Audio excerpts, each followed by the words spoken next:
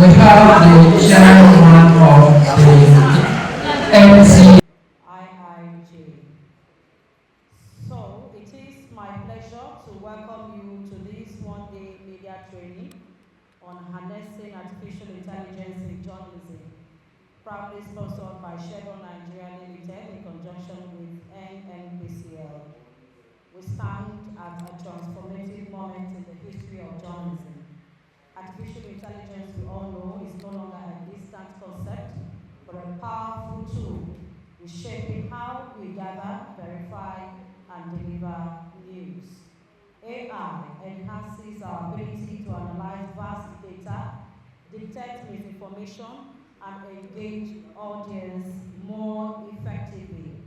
It offers unprecedented opportunities to improve the speed, accuracy, and research of our reporting. However, AI plays a crucial role, like I earlier said, in fact-checking and verification. And with the rise of misinformation, especially during elections and public health crises, and everyday reportage, AI-powered platform cross-reference claims against trusted database and detect manipulated media like deepfake news. And this strengthens the credibility of journalism by reducing errors and misinformation. AI also personalizes content for audience by tailoring news feeds and recommendations based on rather preferences, thereby increasing engagement and sustaining readership. Tools like this transcribe interviews and speeches efficiently, and it also saves time for us, allowing us to focus on analysis and storytelling. However, AI in journalism comes with a lot of responsibility. So we must ensure there is transparency in our reportage, and it should be guided against biases that could also mar our reportage. Upholding the core journalistic values of authenticity, truthfulness, accuracy, and ethical practice remains paramount as we integrate these technologies. Everything, like we all know, has its advantages and disadvantages. For me, the Nigerian Union of Journalists is committed, particularly FCT, in supporting media professionals in navigating this brave new world called AI. We advocate for continuous digital literacy, ethical AI use, and collaboration among journalists, technologists, and policymakers to ensure AI serves the public interest and democratic values. Once again, Chevron Nigeria's commitment to media capacity building, demonstrated through this training and previous initiatives, highlights the importance of equipping journalists with modern digital tools to uphold ethical standards and promote good governance. As a first estate of the realm, the media must leverage on AI not just to enhance efficiency, but to continue shaping informed public discourse responsibly. I want to commend Chevron Nigeria for sponsoring this vital training, which I believe will empower us to harness AI's potential while safeguarding the truth and trust that also underpin our work. Let us embrace innovation boldly but responsibly, ensuring that technology enhances our mission to inform, enlighten, educate, and serve society with courage and integrity. In conclusion, this training is more than skill-building exercise. It is a call to embrace innovation. It is a call to uphold integrity. It is a call for transformation. It is a call for transparency, and lead the transformation of journalism in Nigeria and beyond, particularly the FCT. With the right mindset and tools, we can harness AI to tell stories that matter faster and more accurately, while preserving the trust of our audiences. I want to appreciate all of us for attending this event out of our tight schedule, and I hope that by the end of this training, we will all come out well-informed, well-educated, and be ready to tell the story we are going to report more accurately. Once again, I sincerely want to say thank you to Chevron Nigeria Limited and NNPC joint venture. I also want to appreciate our lecturers today who have devoted their time part of their tight schedule to be here to be part of this training. I also want to say congratulations to members who are part of this training. You have been selected out of many. We hope that this training will be a continuous one to make sure that we keep our members well informed, and training and retraining or capacity building remains our watchword. Once again, thank you very much. Please, your name. Okay, my name is Victor Nigerianpolitics.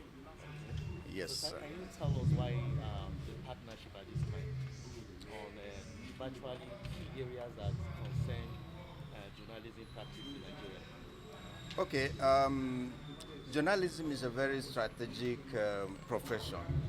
You know, it's about developing society. We believe that when a journalist is professionally sound, it will reflect on the kind of information that they disseminate to the society.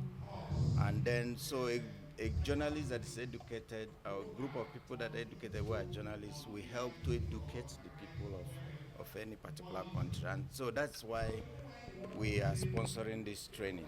This is our third edition of this training in Abuja. The goal is to see people who are empowered to do their job, who are professionally sound in every aspect of journalism, so that they can contribute to the society as opinion leaders and as also agenda setters, you know, when it comes to writing and their professional work. That is why we're here. You spoke about training journalists across the country, not just in Abuja. How many journalists are actually targeting and imparting knowledge in this? Okay, as many people as possible. When we started AWARES, you know, Advanced Writing and Reporting Skill Training with Pan-Atlantic University, we got 120 people trained. Right now, we have started this one that we are going all over the country. We have gotten 180 people trained already. With what we are having here right now, I think we'll be hitting about 240 people trained. So we are not going to stop. It's not something that we do today and then we say next year we are not doing it again. So we know that there are many journalists in Nigeria, and then all of them need to pass through one level of training or the other. So that's why we're doing what we're doing. So as many journalists that are possible we can reach, those are our target. So what are the word of encouragement to journalists? What are expected of them after this training? Well, I want to see people who are empowered to write, people who are digitally savvy, because that's where the world is going right now. I had a lot of talk here about AI and the application of the digital tools. So a journalist who is informed in what is going on, you know. When you talk about our industry, the oil and gas industry, we want to see journalists who can interpret what is going on, who can put perspectives, who are informed, you know, because they cannot inform others if they themselves are not well informed. So that's what I'm encouraging journalists to take advantage of this opportunity and then empower yourself, educate yourself, and then see how you can inject whatever you have learned here today to progress in your profession. Finally, sir, do you think Nigerian government has given journalists that opportunity to excel in their profession, in their field? I may not be able to. What do you think is the way forward in terms of? I may not be able to speak for the government, but I am able to speak for the society. What I want the journalists to know is that they have a role to play. When you are an agenda setter, it means that the bulk of the society is in your hand. Where you twist the agenda is where the people go to. That's what I look at journalism about. You are an opinion molder. Where you mold the opinion is where the opinion goes. So you have a strategic job to do as a journalist. So if you begin to look at yourself as a special breed, you understand, not just fourth estate of the rim. I think we have gotten to the first estate now. We're supposed to be at the first estate because the box starts and stops with the journalists. It is what the journalists tell the society that they understand. You know, so, I mean, if I see a society where the journalists are well educated, well informed, you know, the journalists know what is going on, you become conversant with almost everything going on. So that is the kind of society that will make the people to be more educated as well. Your name again, sir? My name is Victor Nigerianpolitics. Thank you very much. Jibola. I'm the Deputy Director at the Center for Journalism, Innovation and Development, CJID. I think we're having a very important conversation today on how we can leverage artificial intelligence to enhance journalism in Nigeria. And the point has to be made that whether we like it or not, AI is here to stay. It's going to impact our lives in very unprecedented ways.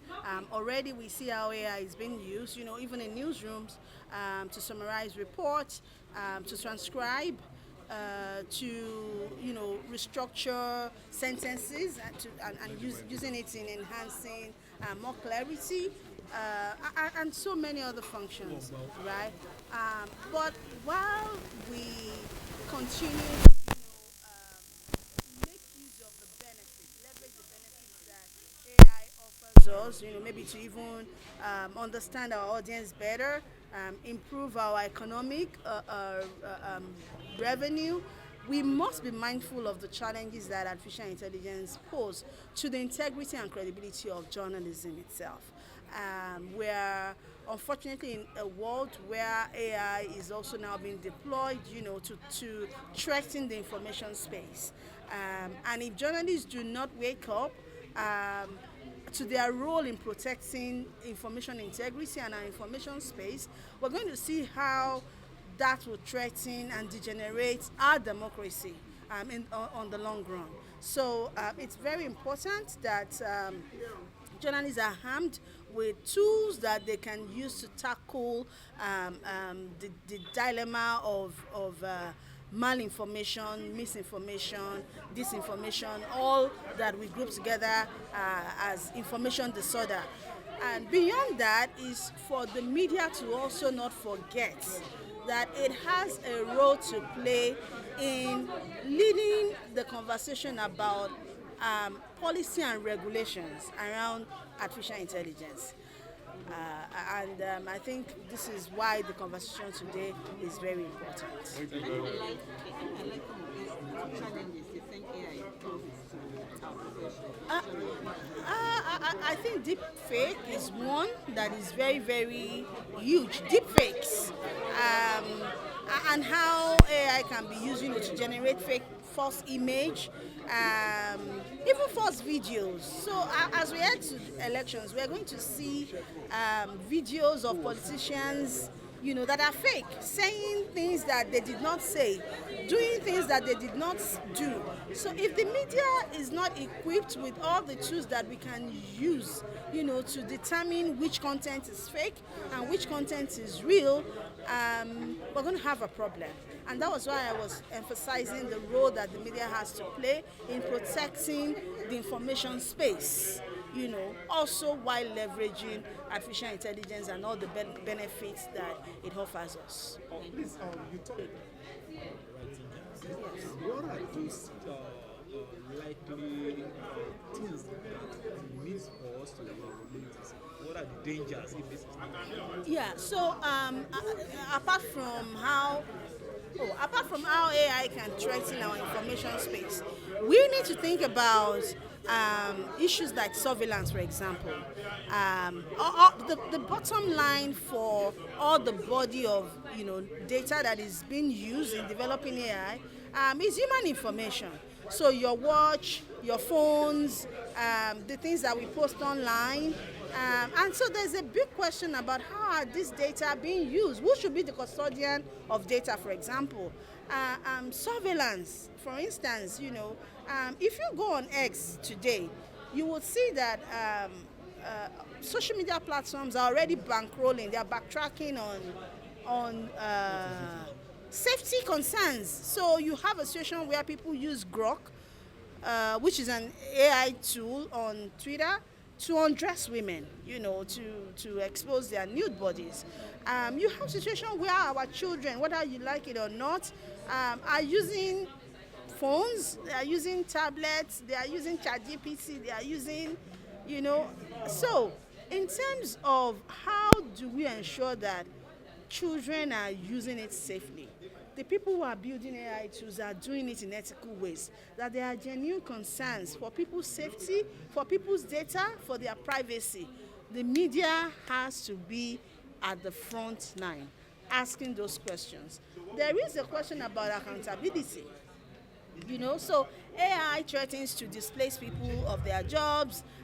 There's a question of infrastructure, and AI requires very massive infrastructure, energy, water. Are there people who are going to be threatened in the process? Nobody's going to ask those questions if journalists are not asking them. So again, it's just to emphasize that it is important that we ramp up knowledge for journalists around the phenomenon of AI and other digital techs, because it is only when you have informed knowledge of this concept that you can, ask the right questions. Thank you. The paper you presented. Okay. So that is what we really want. But first, you have to tell us your name. Okay. I'm Dr. Nigerianpolitics.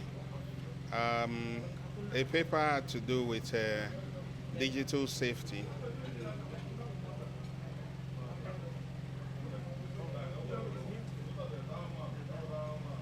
The paper had to do, I already said my name. My name is Nigerianpolitics. The paper had to do with digital safety and the mental health of journalists in this era of social media. And basically, we've seen the various attacks journalists come under, the trolling, the cyberbullying, in their attempt to do their work, which is contributing to nation building. Most times because what journalists do is to expose the things that politicians and public office holders want covered. Their work is to expose it, and bring it to light so that they are called to account. They don't want such things, and because of that, you find that they get a lot of trolling on social media. Sometimes just, sometimes even from the majority of the people who are not necessarily politicians, but because they have political interest and do not have enough knowledge about the subject matter. So your role also is to, as journalists, is to educate them. And because your role is to educate, you are writing dispassionately or speaking dispassionately about the topic. You are not concerned about the political parties and the interests that they have. You are interested in how you can call each of them to account in order to build a stronger democracy, in order to have a better Nigeria. So people whose interests are God, and some people, majority of whom are citizens who really do not understand. They are not subject matter experts. The journalist is perhaps more of a subject matter expert, and so speaks from a dispassionate point. Because that position the journalist has expressed or written does not augur or align with what they are thinking and their interests, they begin to troll, and it can be very, very dangerous. A lot of cyberbullying, a lot of cyber stalking, and the result is that the journalist suffers from mental health, begins to suffer panic attack, because you see them even tell you, we are coming after you. We know where your children are, we know the schools they face and all that. So the essence of today is to be able to help journalists, empower them to be able to have a balancing act. One, to know how to protect themselves in the digital space. For instance, you've done your work, it's done. You shouldn't spend too much time online, because the more you spend online, you'll be seeing the trolls come in and go. Above all, you empower the journalists to know that just be guided by good conscience, love of country, and stick to the facts of the matter. Once you do those, whatever trolls come, you can ignore, because many times they are empty, apart from those of very high office holders, top public functionaries or politicians. The general troll is really usually just out of sentiment, is empty. But again, you know that journalists have suffered a lot from this work they are doing. Journalists, especially working online, have been arrested in recent times, arrested in Gestapo manner, put in places goats should not stay and all that. So the essence is to just teach us, bring us up to speed, empower us to be able to know how to maintain safety on the digital space while doing our work. Thank you very much. Thank you.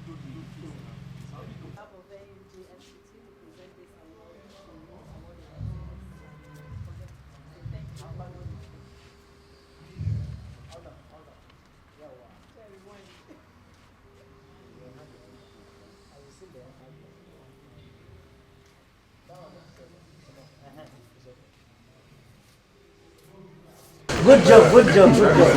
Edda. If I please move Come on, so show your certificate well. Show it well. Yes. Good. Capture you, sir. It's okay. What is this? It's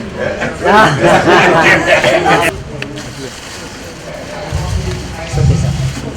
Next person. Next.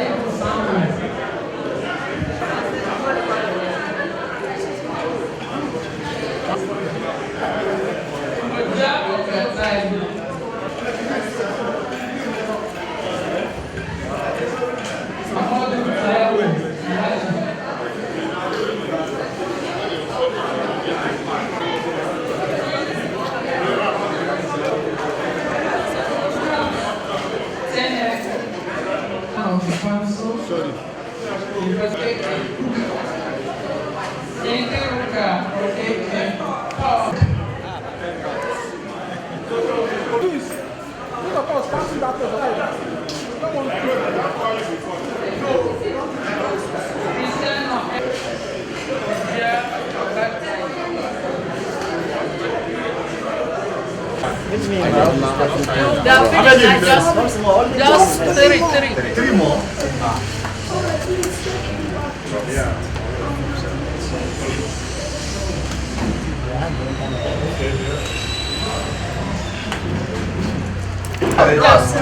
You guys know the good exercise. Sadiq, don't worry, Chevron is by your side. Chevron. The boss. Okay. Oh wow. Okay. Hello, can we be silent, please?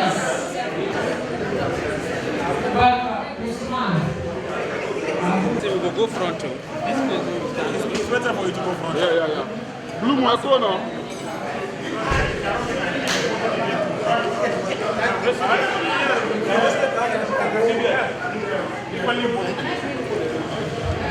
But it's not your name that is on it. Can you be here,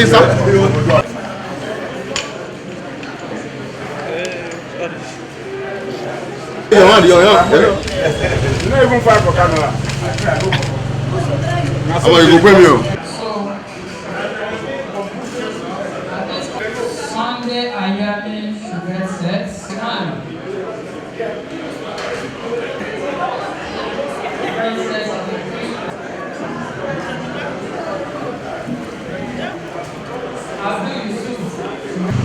Thank you.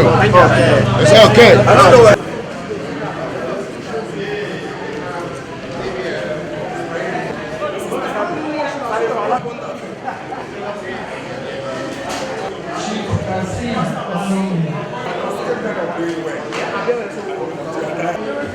There will be.